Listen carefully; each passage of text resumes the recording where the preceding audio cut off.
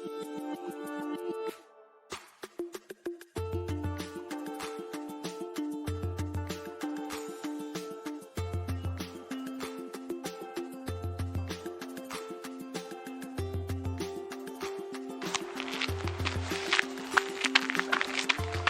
hello to the video crew. This is the trailer for today. Just crossed the little fake bridge there. I'm on Norn now, heading up, up, up. Pretty soon I'll be crossing Harrop, then I'll be going up Harrop. It's a little steeper here, but as you can see, no rain, so I have my better camera today with me. I'm about a minute behind my pace, but that's okay on a day that I record audio. I need to have some air to spare, to speak. You see all the roots here. And the blowdown from a year or two ago. Alright, I better move a little more quickly now. I've been out for 24 minutes so far, and the serious climbing hasn't really started yet.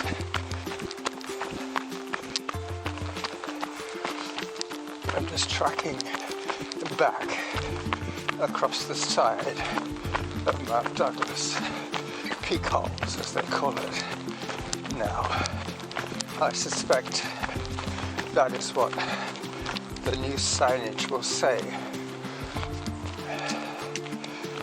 They changed the name of my mountain of joy from Mount Douglas to Peak Holes, which is the coastal Saanich original name. Alright, so this is where the serious climbing starts as I go up Harrop. I'll get back to you with my trailer once the edit is completed. Bye bye.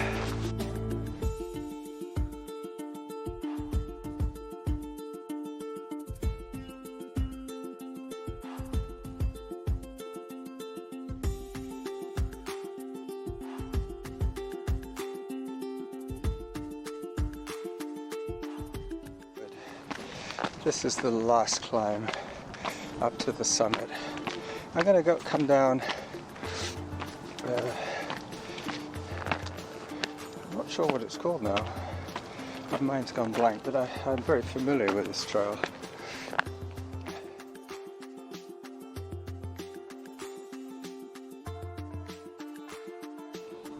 I'm gonna record my statutory 360 video using my voice recorder for the audio as I scan slowly around. I'm now looking north. You can see Salt Spring Island in the distance under the cap of cloud.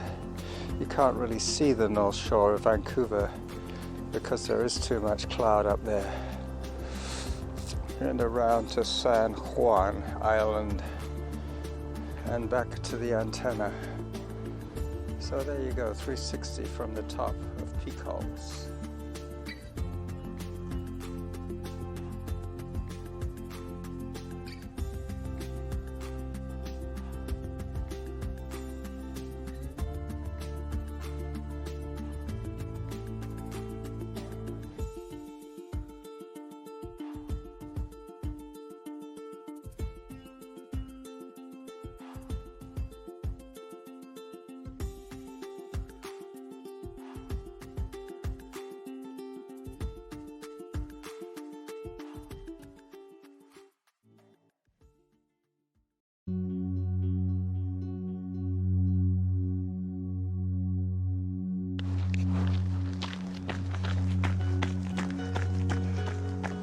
Hi everybody.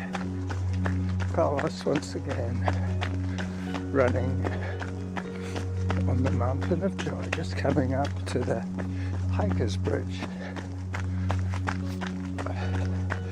A lot of this stuff is pretty standard for my start of my podcast. It's a bit like Nigel and his running at the canal.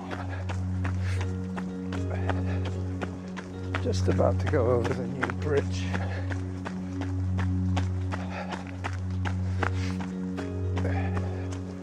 They're going to be putting in some interpretive signage here next month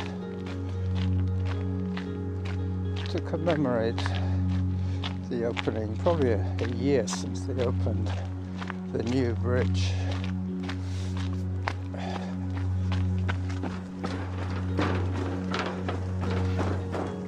Today I'm going to attempt to meet my challenge from Strava of trying 2,000 meters of elevation gain in 1 month. So that is what I'm working on today. I'm going to be running along Whitaker and then up to Norn, along Norn to Harrop, up Harrop to South Ridge, up South Ridge all the way to the summit, and then from there I will decide how to make my return. I have all the right equipment on for trail running on the mountain, but I don't have any protective gloves today, so I'm gonna have to be a little bit careful. I really don't want to scuff my palms again. Looks like the Saanich crew are here to remove some timber, some fallen trees. I'm going to take a photograph here.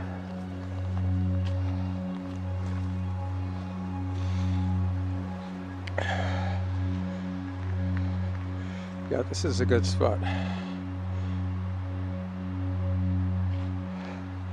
to illustrate the situation.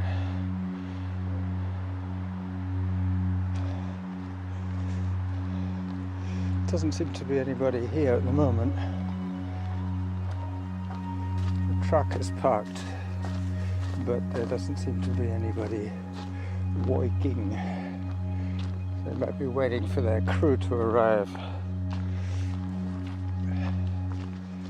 As I hike up to the first road crossing, once I'm on the other side, it'll get progressively quieter. But until then, I will pause the recording and pick it up once I get to Norn.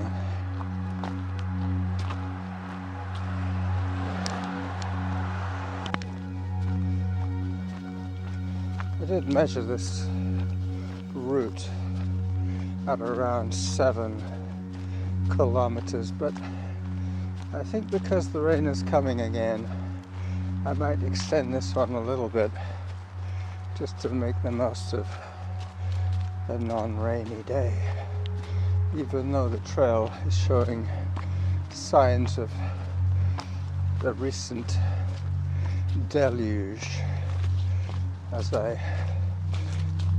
elbow my way through the Salal.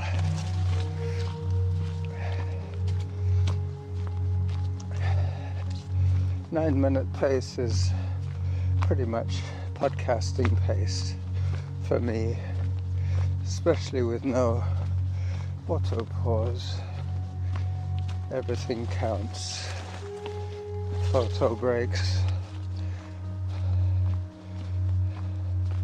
video clip taking, all that kind of business that slows you down. It's all going to be real time.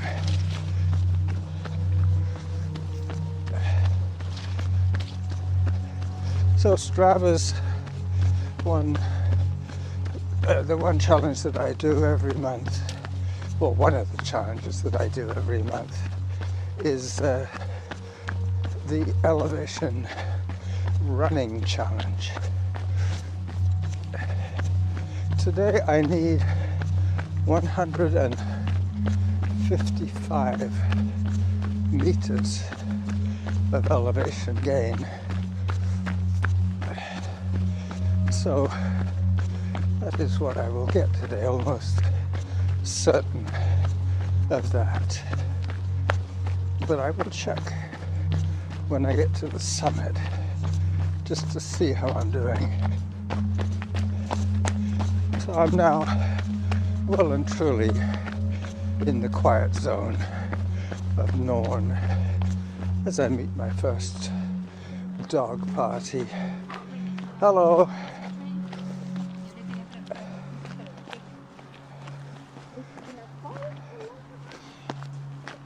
And down.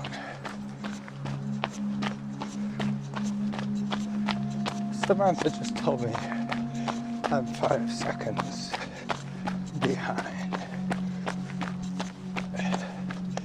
as I approach Churchill Drive.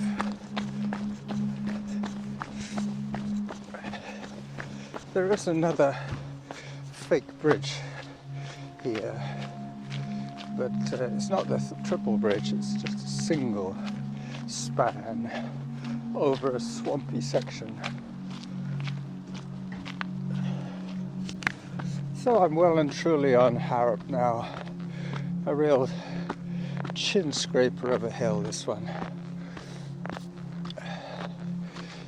It's about a 45-degree pitch upwards, average around 45.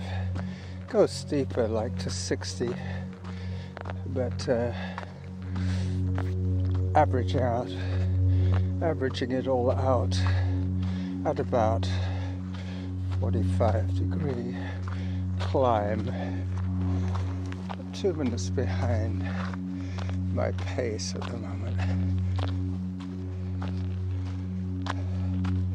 9:49 per kilometer. Let me just check the altitude here. Alright, I'm up to 76 meters.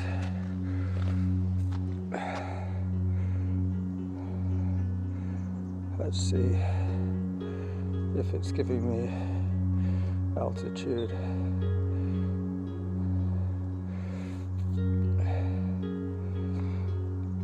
No, it's giving me just the height that I'm at. That's when I look at the log so far. I thought it would give me the so far climbing, but no, it's just giving me the spot height. So the title of this episode is to do with the old altitude challenge. I've already started the post-production, I guess you should call it pre-production, because I've given it a title which I have forgotten. I have put in a soundtrack which is copyright free. I got a strike the other day from YouTube. They're giving me 2 more warnings and then my YouTube channel will be closed down, which won't be too alarming. I could just open another one. I'm not too worried about continuity. All my stuff is repeatable, as you know.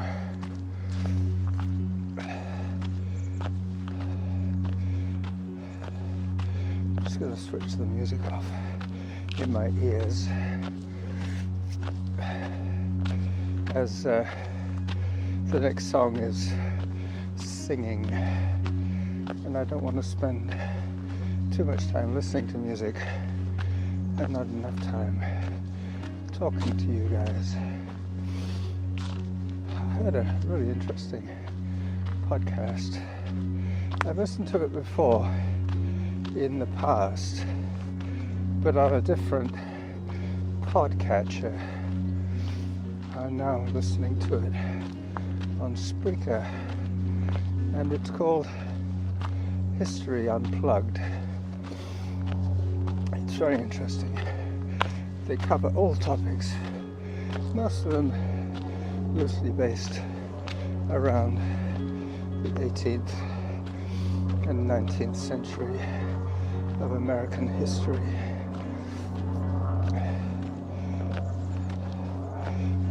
It's funny, when they said they were recording an episode of an event that happened 100 years ago, I thought, wow, that's a long time. But I wasn't born then, obviously, but 1922, my father was 8 then.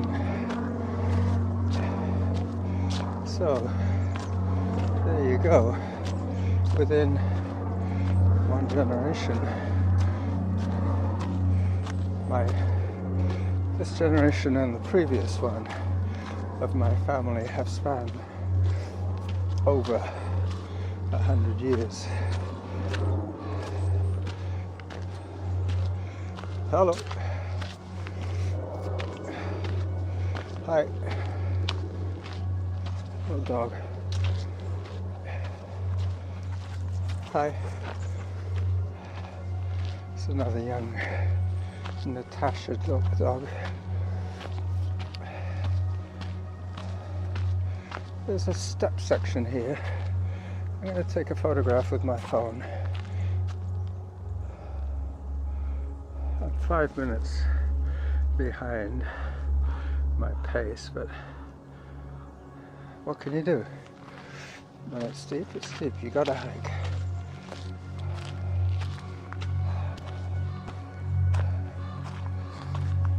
I would say I was halfway up the mountain, halfway up Peak Holes. I'm now on the South Ridge Trail at 127 meters above sea level.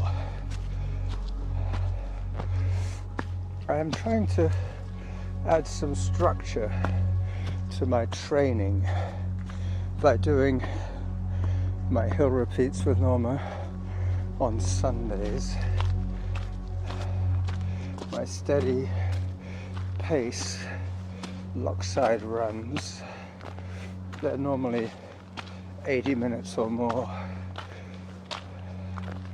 and these altitude runs, which pretty quickly become hikes.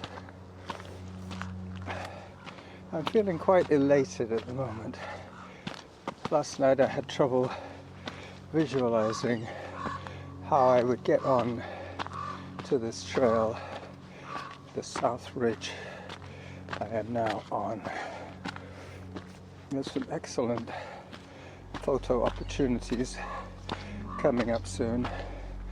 I've already used my good camera once today, so once I get these views, I might start using it for 1 or 2 prime photos, like roundabout now. So I think I took 3 pictures there with the Nikon A300 Coolpix as I put my camera away before I drop it on the rocks. I'm halfway to my goal of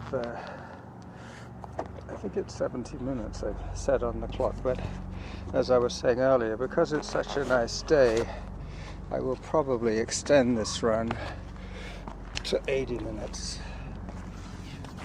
as I get some firm footing to take another shot with my phone this time for the Relive app, for the map. I was saying I'm feeling lazy, but that's because hang on a second. Alright, here we go. I have to remember not to expose my phone camera to the cold too much, because it does tend to freeze when the cold temperatures hit the battery. The older the battery, the less charge it holds, and the more of a temperature shock the phone gets, the quicker it decides to give up. It just gives up. It just stops functioning.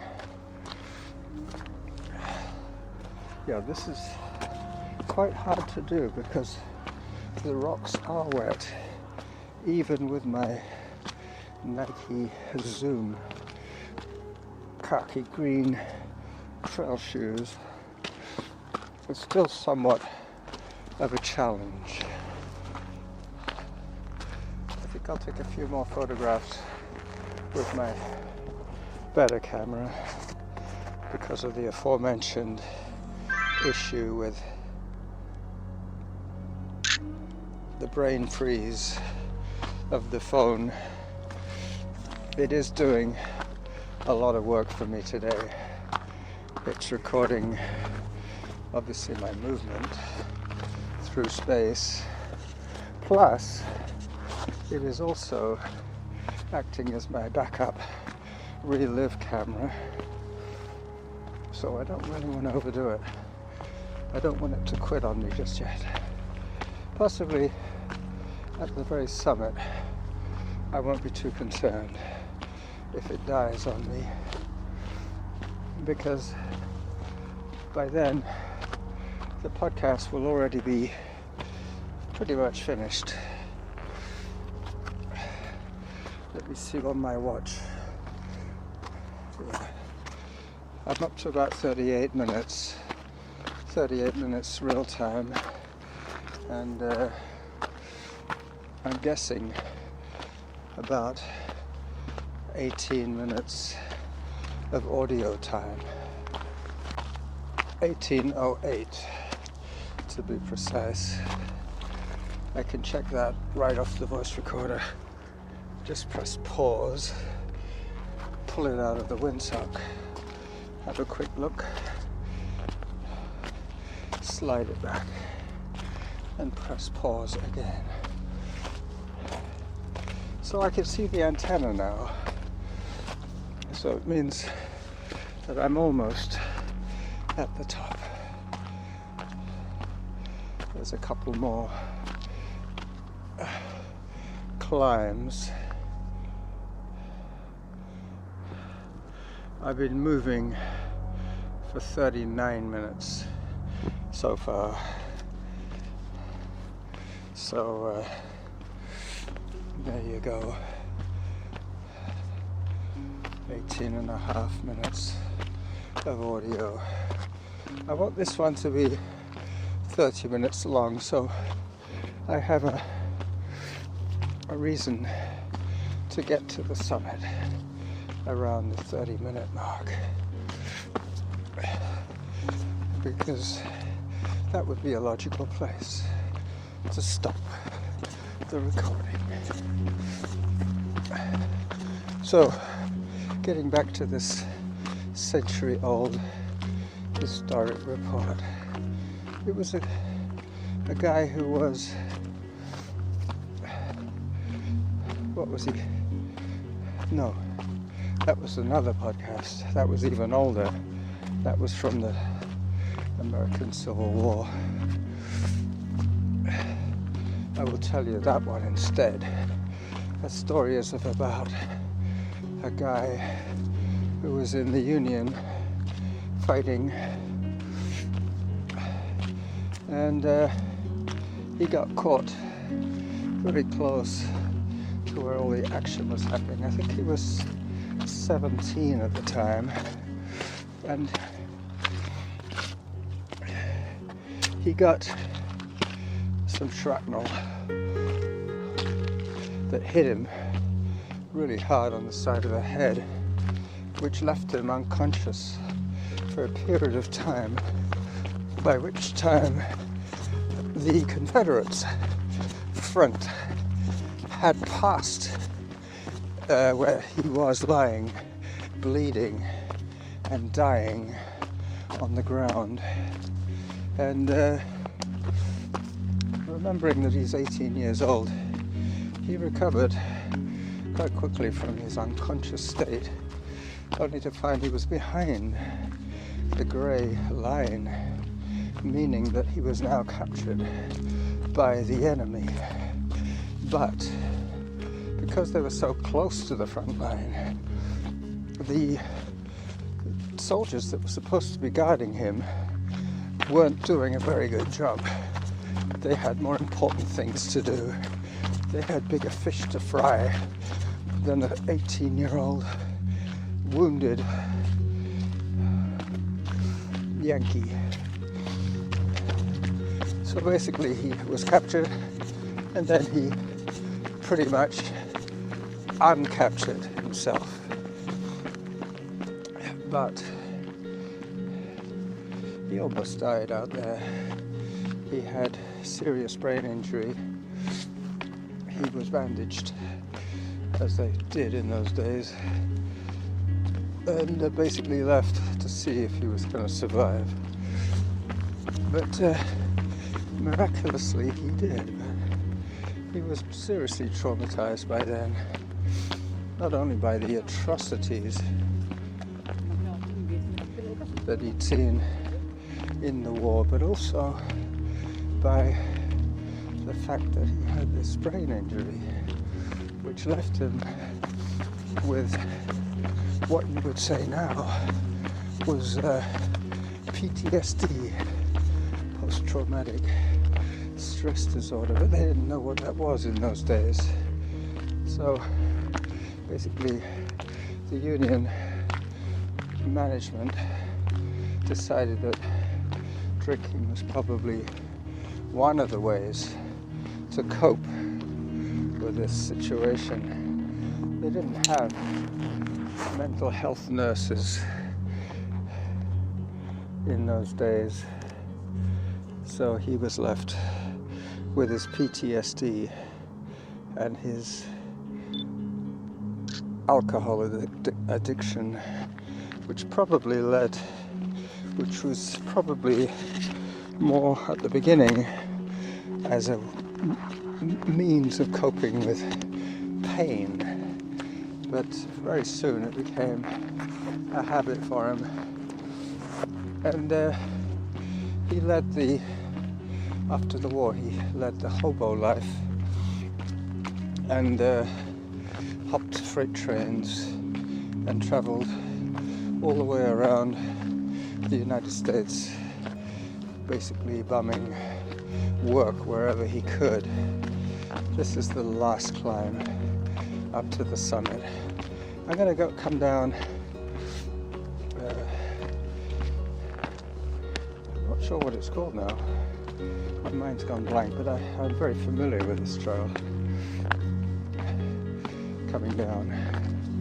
Anyway, so he was left with PTSD and alcohol addiction. Anyway, they carried it on. It was a biography of his life, right until he died in 1922, I believe it was. So it went from this American Civil War until the first Depression. I'm now at the summit. I'm going to record my statutory 360 video using my voice recorder for the audio as I scan slowly around. I'm now looking north. You could see Salt Spring Island in the distance under the cap of cloud. You can't really see the north shore of Vancouver because there is too much cloud up there. And around to San Juan Island and back to the antenna. So there you go, 360 from the top of Peacock's.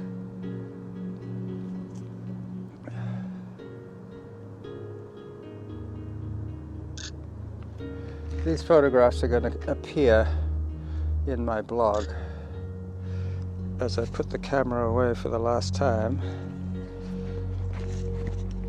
and check on my recording. Okay, well that's great. I have 26 minutes of audio, so I can do another 4 minutes to say goodbye to you. And I think I pretty much finished the story about the young Union soldier and his PTSD. But one final thing to add to the way the military deal with mental health issues is that most of the stricken military, the ones that saw the worst of the fighting and the worst of the atrocities, ended up with the same drinking issues. And that was probably what caused the temperance movement in the United States. So after that little history lesson, History Unplugged, I will say goodbye to you as I try and safely descend Mount Douglas, Mount Peacock's, as the natives would call it, as we shall all be calling it now. Bye-bye.